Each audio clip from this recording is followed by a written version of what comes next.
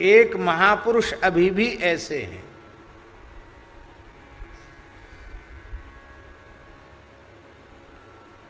श्री रानी खेत वाले मुनि जी, परम श्रद्धेय पूज्य श्री प्रेमदास जी महाराज।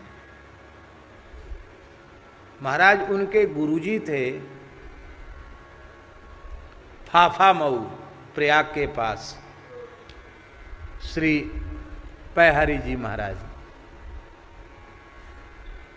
केवल दुग्ध ही लेते थे, उनकी आयु का कोई ठिकाना नहीं था, बहुत उच्च कोटि के सिद्ध महापुरुष थे।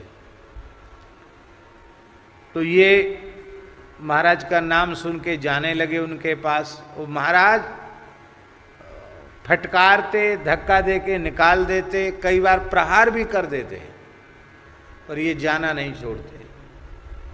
एक बार तो पड़ गए उनके स्थान की बाउंड्री के बाहर, पड़े रहे एकदम ऐसे ही।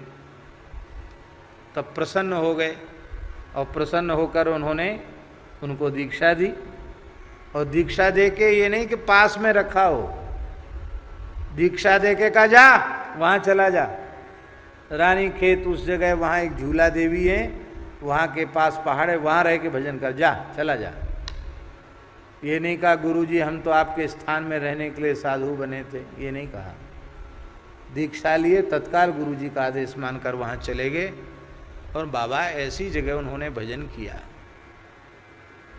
शेर आज भी उस जंगलों में शेर हैं, चीते हैं, हिंसक जीव हैं, और वहां आप भजन करने लगे, भजन की सुगंध फैलने लगी। तो झूला देवी वाले लोग समझने लगे कि कहीं बाबा जी इस मंदिर पे कब्जा न कर लें। लोगों ने सताना आरंभ किया, भजन में विक्षेप आरंभ किया। आप फिर गुरुजी के पास आए और गुरुजी से पूछा कि वहाँ भजन में विक्षेप हो रहा, क्या करें? अरे बोले कोई बापौती है एक जगह की, वहाँ से आगे थोड़े बढ़ जाओ और पहाड़ है, वहाँ गुफा है, वहाँ बैठकर भजन करो। आप वहाँ बैठकर भजन करने लगे, भूखे प्यासे, कभी किसी से कुछ मांगते नहीं। वहाँ सेना का क्षेत्र था, आज भी सेना का ही क्षेत्र है, सैनिक क्षेत्र है, और सैनिक क्षेत्र में तो आम जनता घुसती नहीं है, जंगल है।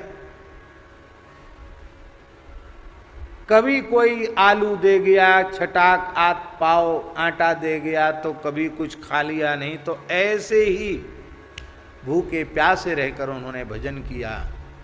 और बाबा ऐसा भजन किया, जब बाप महाराज गुफा में विराजते थे, बबर शेर आकर पीछे बैठा है, महाराज भजन कर रहे हैं, उसी नहीं कौन आया कौन गया।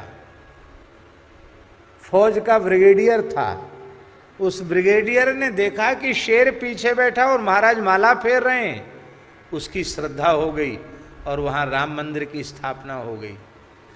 आज बड़ी आयु होने के बाद भी उनकी रहनी इतनी अद्भुत है, इतनी अनुपम है। महाराज जी आज भी सारा साधन स्वयं करते हैं।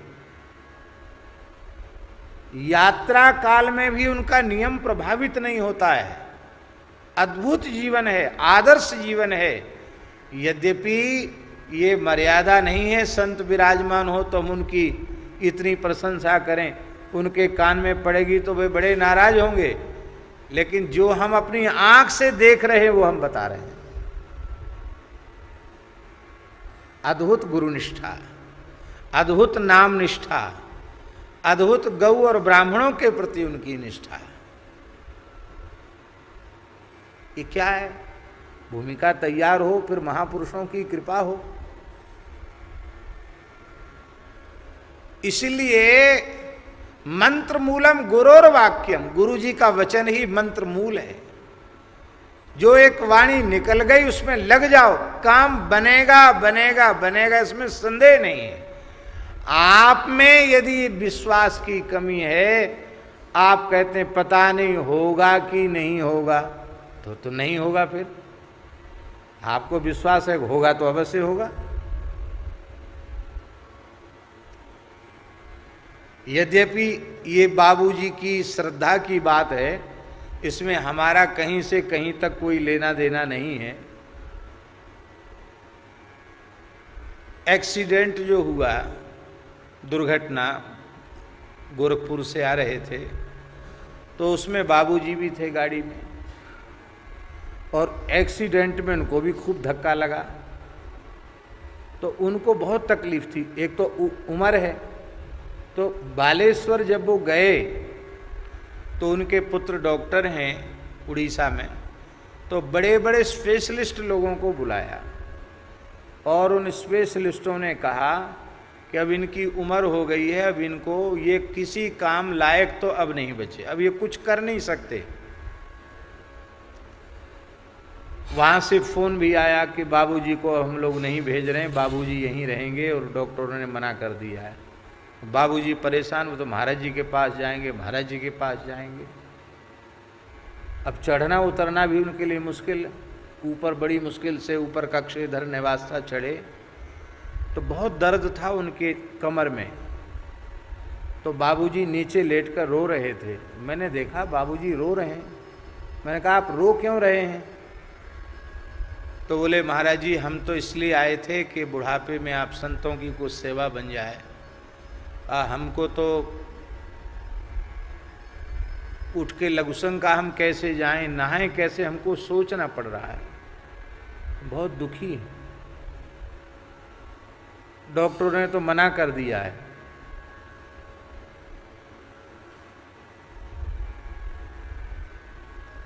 हमसे बोले यदि आप कृपा करें तो शायद आपकी कृपा से हम ठीक हो जाएं। तो ऐसे ही मैंने हंसते हंसते कहा कि बाबूजी ठीक तो पूरे हो जाते, आपने शायद लगा दिया तो थोड़ी कसर रह जाएगी, ऐसा कह के। और ऐसी हाथ से दबाने की इच्छा थी मेरी, पर मैंने कहा हाथ से दबाएंगे तो इनको ज़्यादा संकोच होगा। मैंने कहा आपको दर्द हो रहा, मैं पैर से धीरे धीरे दबाऊं। तो पैर से दबाते ही वो स्वस्थ हो गए, तत्काल स्वस्थ हो गए, अब तक चल रहे हैं। अब वो कहते हैं कि वो शायद शब्द हमने लगा दिया, वो कसर रह गई। ये मेरी विशेषता नहीं है, ना मेरे पैर की विशेषता है, यह उनकी श्रद्धा की विशेषता है।